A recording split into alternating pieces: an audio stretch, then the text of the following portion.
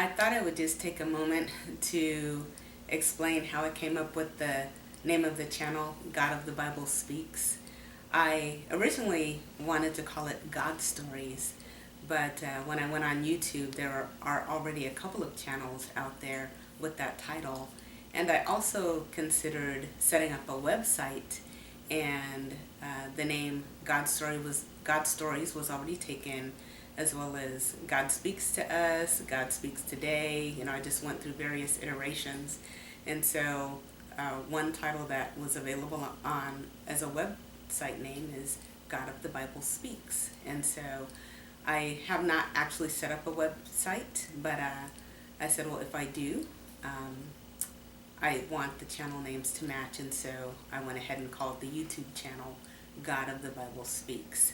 And honestly, even though it might be kind of hard to find if you're searching for God stories, um, I rather like the name because I think it goes without saying that when I'm telling the stories, when I'm talking about prayer and talking to God, I am talking about God of the Bible. In the world that we live in today, there are many concepts of God and spirituality, and people say, oh, I'm spiritual. I'm not religious, but I'm spiritual. And, or they just have, honestly, people make up their own God. They create God because they say, well, God wouldn't do this and God wouldn't do that. Well, when you say that, unless you're basing it on God of the Bible, the God who revealed himself to us, uh, unless you're basing it on God of the Bible, then you are creating your own God, because God has told us uh, how he is. He's told us about his character. He told us about what he expects of us as his people, as his creation. He expects us to love him and to love one another.